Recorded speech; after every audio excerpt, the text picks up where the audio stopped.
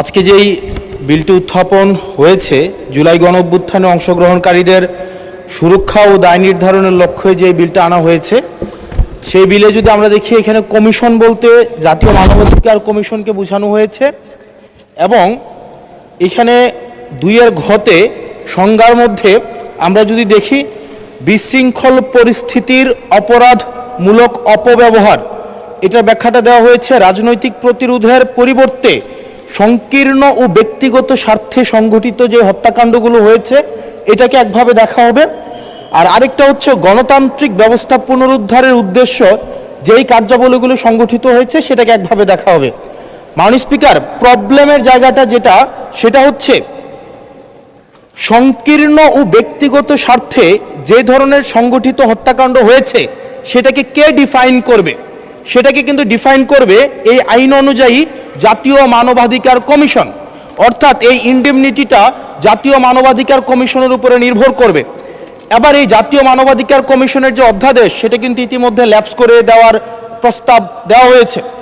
এখন এই জাতীয় মানবাধিকার কমিশনটা এটা যে ২০০৯ সালের অনুযায়ী যদি চলে তাহলে সেটা কিন্তু পুরোপুরি সরকার নিয়ন্ত্রিত একটা মানবাধিকার কমিশন, যেই মানবাধিকার কমিশন বিরোধী দল ও মতকে দমনের জন্য ব্যবহার করা হয়েছে, ভিকটিম ব্লেমিংয়ের জন্য ব্যবহার করা হয়েছে, যেই মানবাধিকার কমিশন গুম খুনের বৈধতা উৎপাদন করা হয়েছে। মাননীয় স্পিকার, এই মানবাধিকার কমিশনকে যদি আমরা মন্ত্রণালয়ের অধীনে রাখি এবং ওই মানবাধিকার কমিশনের মধ্য দিয়েই যদি আমরা জুলাই গণঅভ্যুত্থানের এই কার্যক্রমগুলোকে বিচারের এবং নিরীক্ষণের দায়িত্ব দেওয়া হয় সেক্ষেত্রে এই নিরীক্ষণ কিন্তু প্রশ্নবিদ্ধ হবে।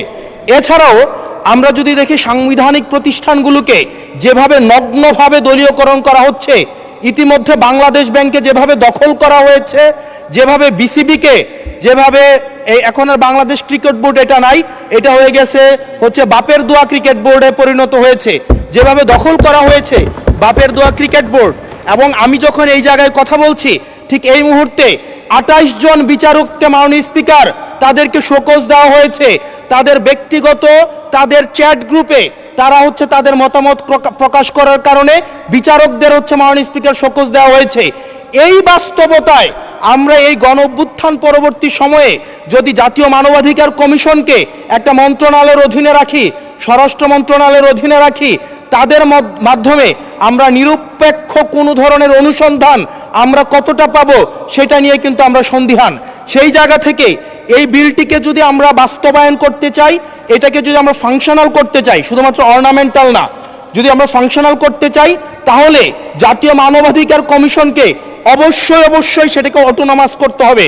আমার সামনে যারা আছেন আমরা হয়তো আমাদের থেকে এখানের প্রত্যেকটা সদস্য নির্যাতন, নিপীড়ন এবং তাদের যে পলিটিক্যাল রিপ্রেশনের মাত্রা শত সহস্রগুণ বেশি।